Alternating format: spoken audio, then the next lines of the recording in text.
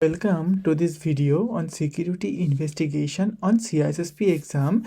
You will be likely to be asked question about understanding and complying with investigation.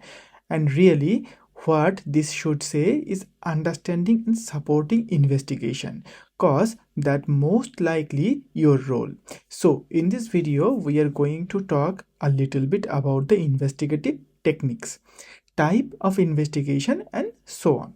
Now, an investigation is pretty straightforward. Basically, our job is to collect and analyze fact in relation to some kind of event. Okay, the idea behind an investigation is to come to some kind of conclusion or a determination about the event. Did this happen? Did this not happen? Now, your involvement will likely to be in a support role, unless you are a forensic investigator or maybe you are the only security professional in your organization and you are kind of the only one who can do it, right? I have been lucky enough or unlucky enough to do that in my career. Other people have done the same. Okay, so it really depends on your role, the organization, and what you are going to be doing within that organization. Now, your involvement mainly comes from the collection of evidence, whether it's a form of computer, whether it's a form of interview, and we are going to get into all of that. Okay, you are going to be collecting some kind of evidence. This is the information that you will collect and analyze. Okay, and then what we are going to do is we are going to draw some kind of conclusion. Is this factual?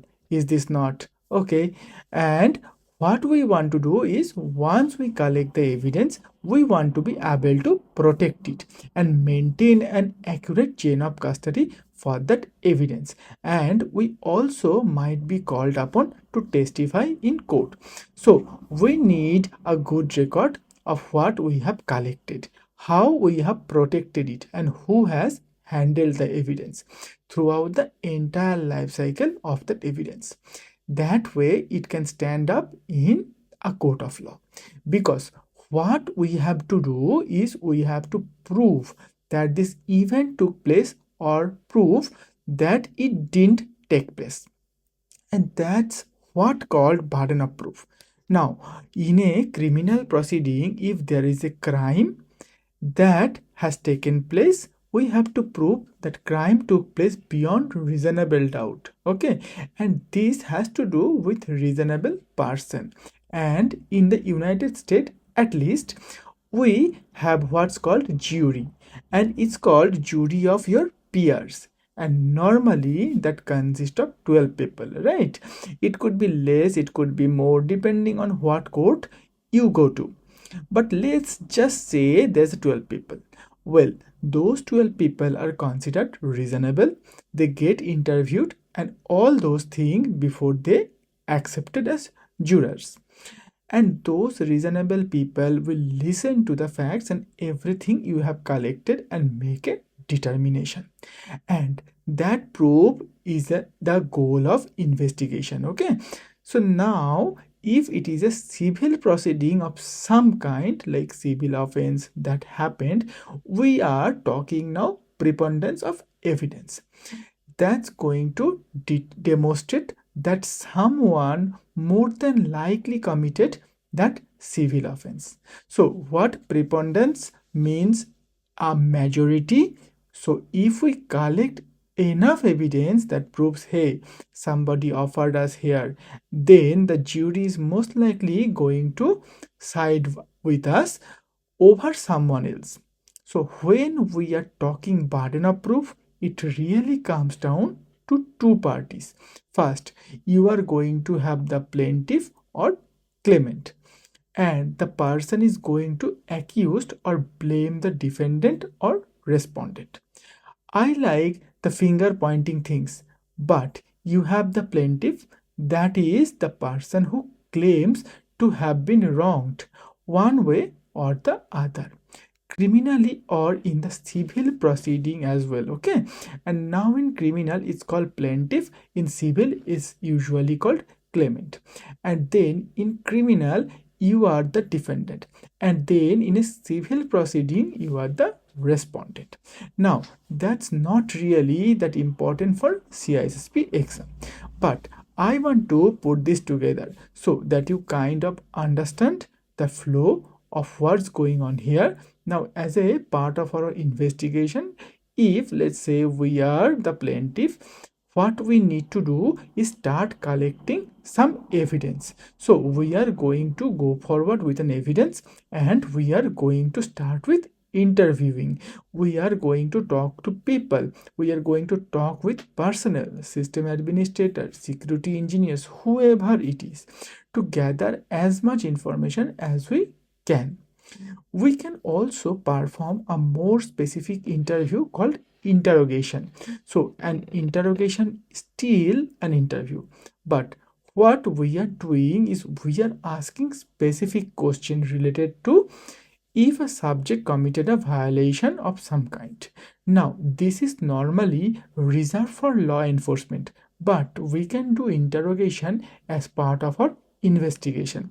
So again, this is a specific type of interview that we can conduct. We can also perform surveillance. Let's say that we detect a violation of some kind of security event, but we don't have enough evidence to act upon it. Well, then what we want to do is keep an eye on the person, right? Just surveil them. Watch them via real-time log monitoring on your SIM device, or watch them from closed circuit television or CCTV or something like that. So we are going to watch and monitor that subject to see if they commit the event or the crime or the offense again, or if we can collect a little bit more evidence to put a case together, to then take it to the law enforcement or take it to a civil proceeding. Okay, now one of the things that we can do to dig really deep into investigation is to perform what's called digital forensic. That's where we actually identify, we collect, we analyzed and preserve electronic data. So we are pulling data off the server, the workstation, the endpoint, whatever it might be, in order to preserve some evidence and support our investigation as part of that process. Now, investigation can be kind of summarized in few different ways. When we are doing an investigation, we really want to know why we are doing it, right? We want to have purpose to it. So the first thing is, if we have some kind of offense that has violated organizational policy, we would conduct an administrative investigation. We would not go straight to the interrogation, right? Bring somebody into conference room and interrogate them. You violate the policy? No. So what we would want to do is we would want to investigate a little bit. How did that person violate the policy? And that's what an administrative investigation is all about. We also have regulatory investigation. If we have some kind of law or regulation that has violated or broken, we want to investigate it from regulatory perspective. And sometime you might hear this called a compliance investigation, but really it's regulatory investigation. We want to find out specifically why our organization violated this regulation and what we can do to resolve that. And then, of course, as I have already talked about, there's a criminal investigation and civil investigation. So criminal has to do with laws, broken laws, violation of laws, and then on the civil side, this has to do with a private or non-criminal matter. Okay, so the civil could be like violation of business contract, a service agreement, a system service agreement, a service level agreement, maybe mutual assistant agreement, some kind of user agreement.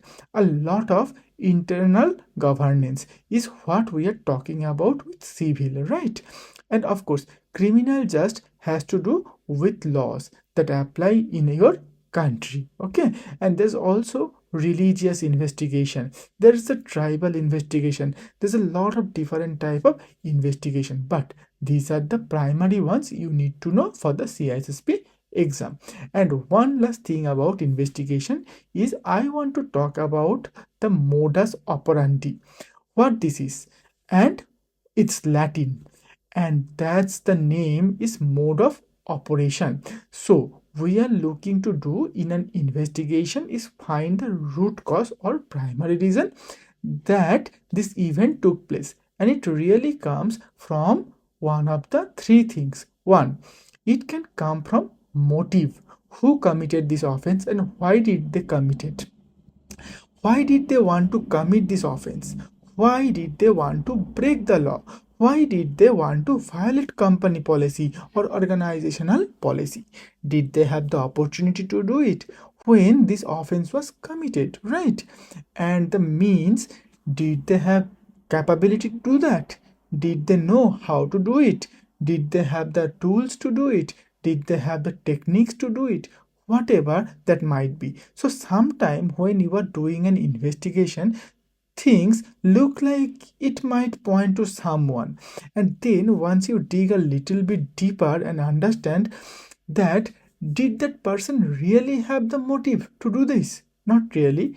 Did they have the opportunity? Sure, probably. Did they have the means, the skill set, the tools, the techniques? No way.